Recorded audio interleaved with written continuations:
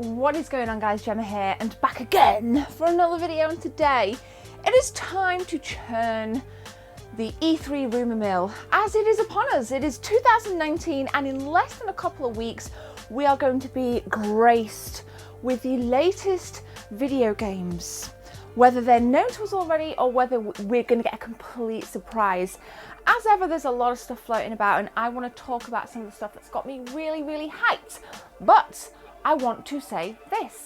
About 6 or so months ago, I said that Sony's presence, or their lack of, at E3 was very clever, and I did believe that they were going to use it as a marketing ploy.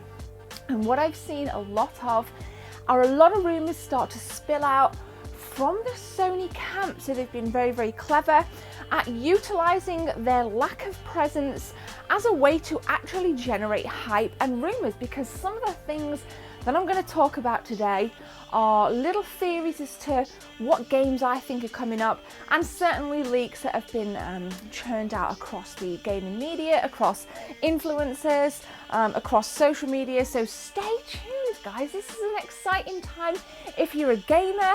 Me and my friend Merlin at work have been hyping it. He's also chucked a couple of things into the ring that I'm probably going to mention. So Merlin, if you're watching this, make yourself known in the comment section, mate.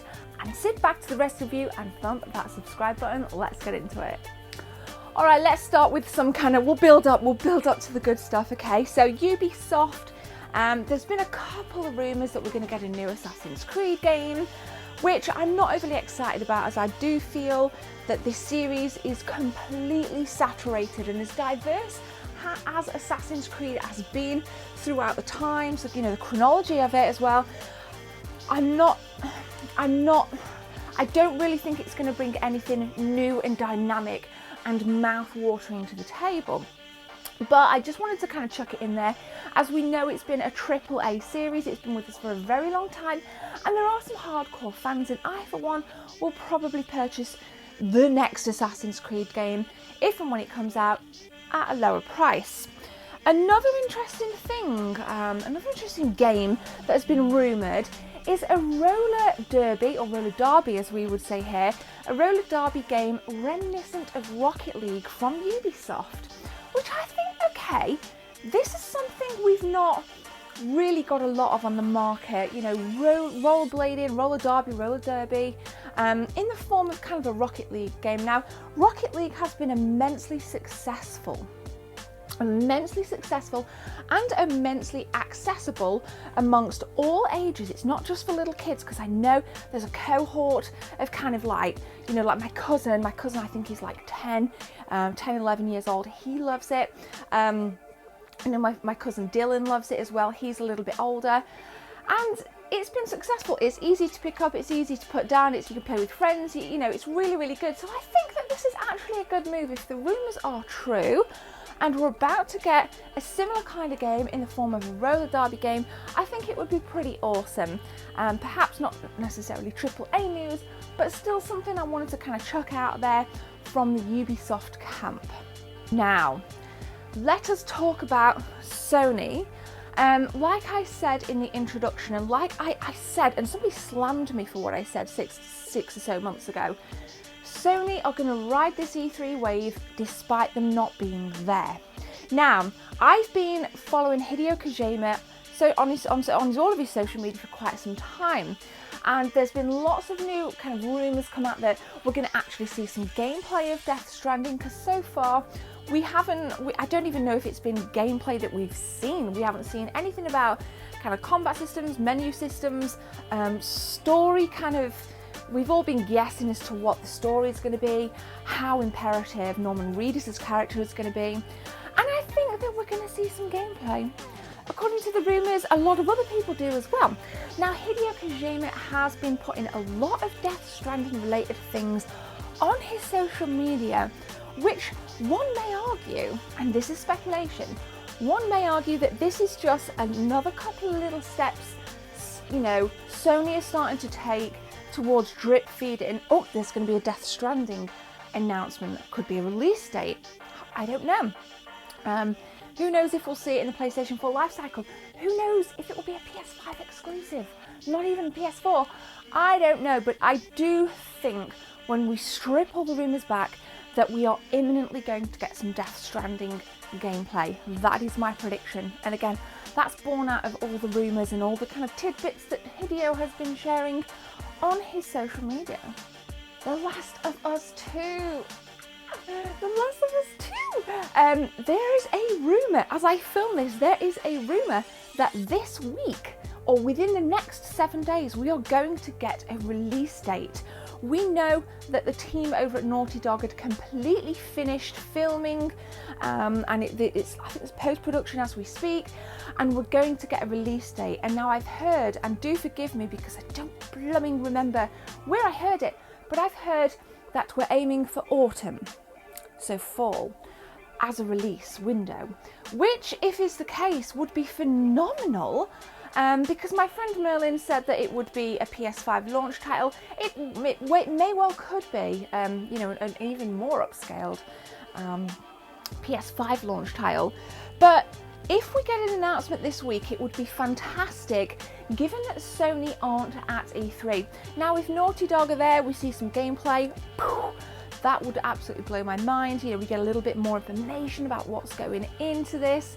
There's already so much behind it. I mean, I remember watching a dev, it was the actors, I remember watching like a devs and actor panel a couple of years back, and it was just enthralling. It's been such a beautiful story with Ellie and Joel, and I think that this is possibly going to be, alongside God of War, one of the best PlayStation 4 games of our time.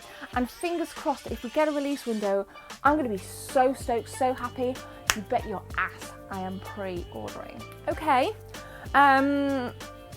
Microsoft. I heard apparently on Canadian Walmart's website, they leaked Forza 5, or the next Forza game.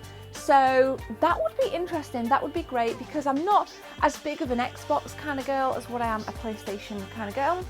But I do like Forza. I really enjoy the vibe. I love Forza Horizon 4. I've really got into that. So a next Forza game for me would be a win. Might not necessarily be a day one, but it would be a win. And I do believe that it's one of the strongest exclusives that Xbox have got at the minute.